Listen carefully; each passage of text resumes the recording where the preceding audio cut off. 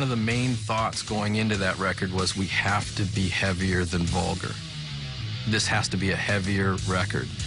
And I was thinking to myself, how is that possible? You know, how do we do that? Each record, we wanted to outdo the next record. And we just said, we're going to make the most balls-out, kick-ass record we can make. Far Beyond Driven was released on March 22nd, 1994. Without significant radio or MTV play, it debuted at #1 on the Billboard charts. That was the most abrasive record I could ever imagine, and it went and blew up the charts at #1 and just scared everybody, which was great. And it was funny because all the magazines you'd read and see it'd say, overnight sensation, Pantera. You know, we're like, we've been out slaving on the road for 4 hard years and 7 years in the nightclubs before that. It was a pretty exciting time. For metal, to have a band like Pantera come out and enter the charts at #1, it just showed you that there's no way you can't kill this, because there will always be a band that's going to fly that flag in the face of everything else. And Pantera was the band in the 90s that did that, that you could actually say saved metal. But the keepers of heavy metal's incendiary flame were about to get burned by their own lead singer.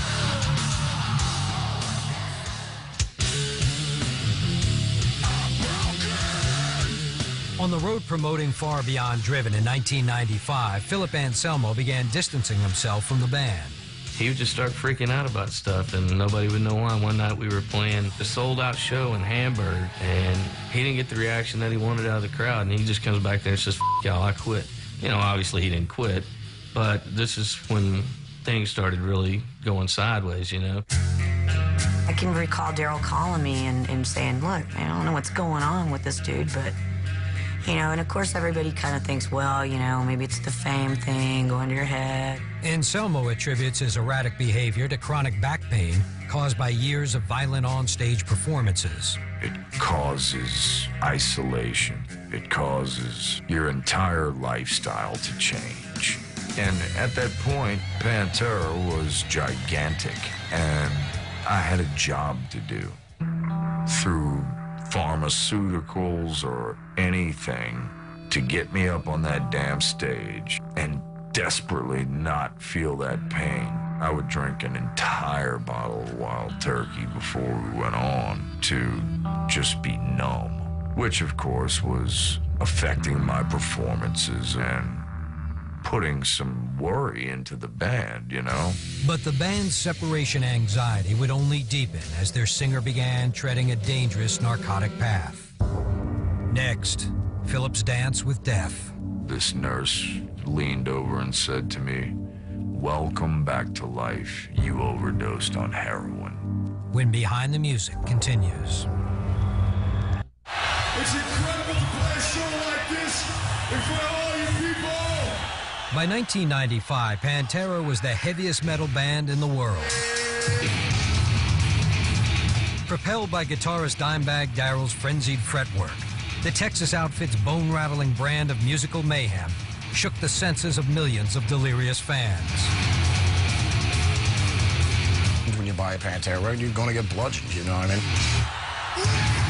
Pantera is about as metal gets, you know. We were a machine. That's the way we operated. All the parts fit together, you know. When we played, when we did something like I mean, we all hammered it together.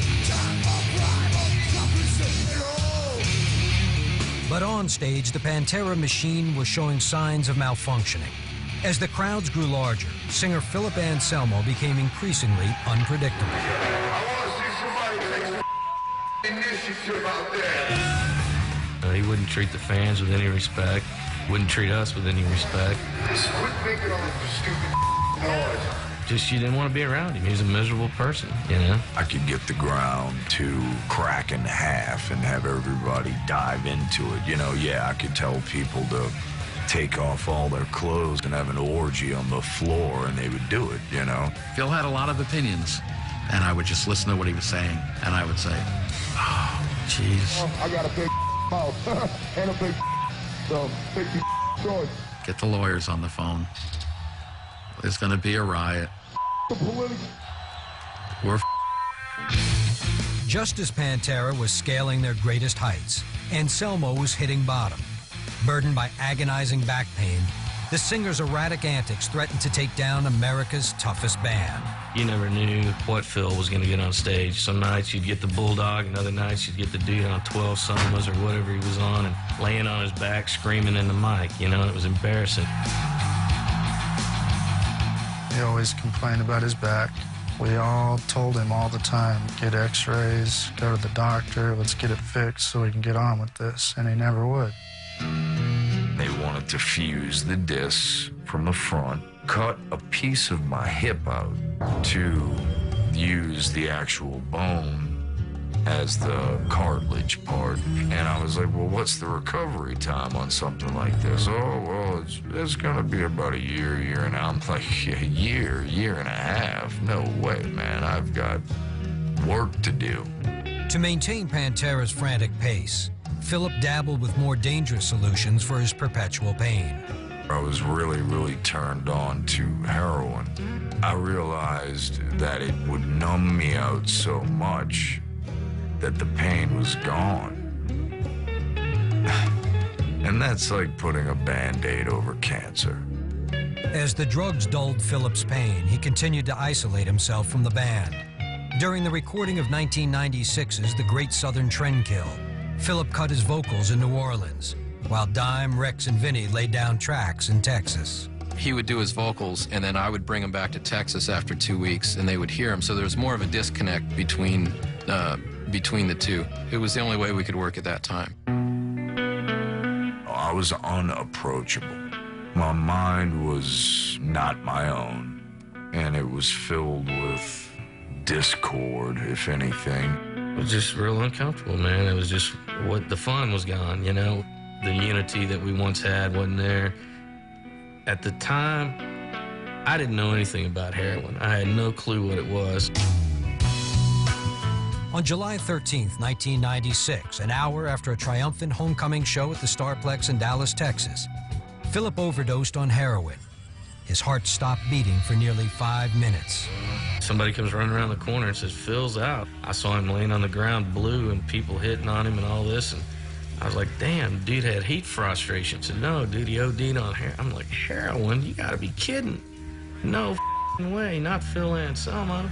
The paramedics get there and they put him back on the couch and give him a shot, I guess, of adrenaline and put the oxygen on him and pump his chest and revive him. Now, I didn't know what had happened and had all these tubes hooked up to me, and I sat straight up and threw up immediately. This nurse leaned over and said to me, "Welcome back to life. You overdosed on heroin." The following night, Philip apologized to his bandmates and crew, but Pantera would never be the same again. I had never felt smaller in my entire life. I begged for their forgiveness, and I promised them and I swore to them that this would never happen again. It was definitely a wake-up call for all of us. It's like something that's been obvious in front of your face for years and years, and you go, aha! I thought I could do anything, and there wasn't a damn thing that could beat me. I was wrong. I was wrong. Philip's ongoing struggle with heroin was slowly tearing Pantera apart.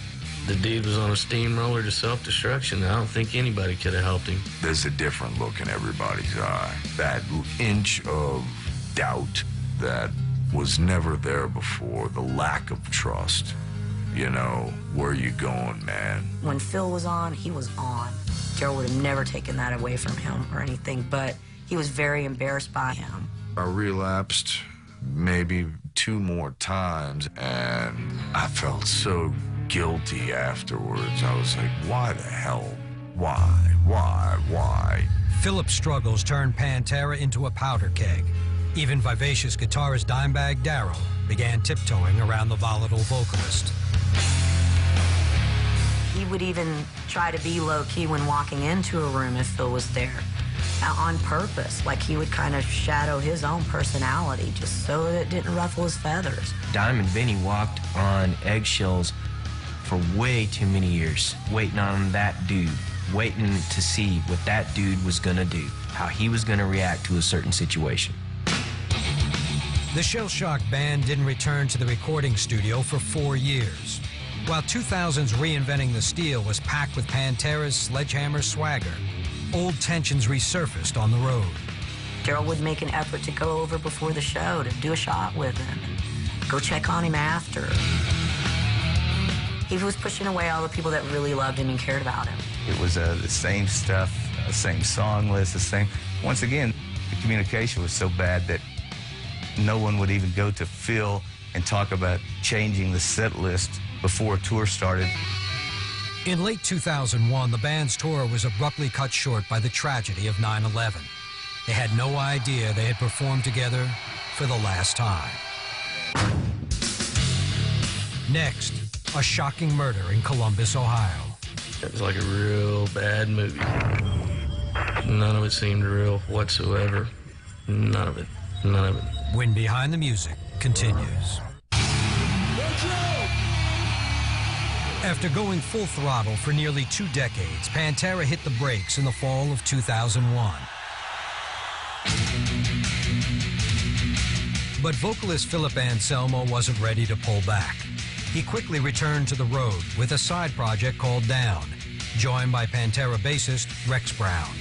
The last thing that he told us when we finished Reinventing the Steel tour was like, I'm going to go home and take a year off. My back's hurting. I'm done with it for a while. A month later, he's putting out the Down album and recording it. He even said, I'm not trying to tour on it. In 6 months, you'll have your new Pantera record. I mean, I could sit here and just keep going and going. Any free time I had, I would start something that would turn into something awesome.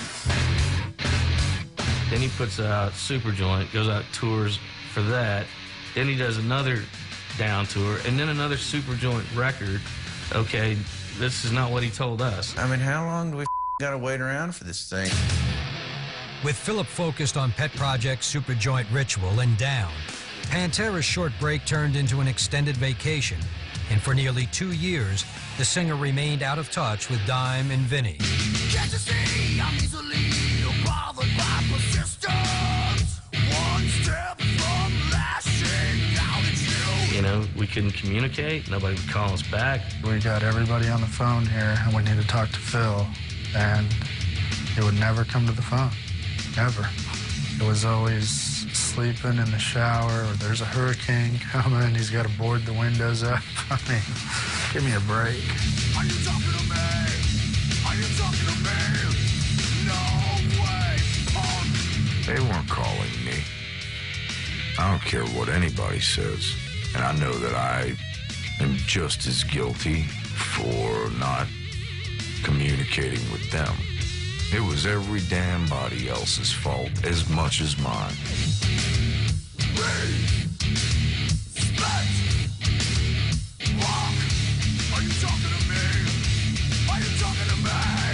It was a bunch of he said, she said nonsense that was going on, and I didn't get in the middle of it. A lot of it was nothing but horror. So at a certain point, there's no going back. You know, absolutely none. In 2003, with Anselmo AWOL, the Abbott brothers reluctantly abandoned the only band they ever knew. We were sitting there rotting away. 2 of the best musicians on the face of the earth that play that kind of music were sitting there and having to take it in the face. No future, no nothing, just sitting there wondering what the is happening. You know, this is like these 2 kids who've basically built this family business from the ground up, and then all of a sudden, they can't run that business anymore. The idle time sent Dimebag Daryl into a spiral of depression. You know, he'd never been off that long, and that was probably the worst 2 years, I think, of his life. He'd call me loaded or whatever. I just gotta do it. What's going on? He's just like, I'm just bummed out, man. I go, well, Dime, look at it this way, man. Good Lord gave you a gift. He put it in your hands, man. I said, you're the best guitar player in the world. I said, just get out there and just, you know, get Vinnie, get some ass-kicking musicians with you.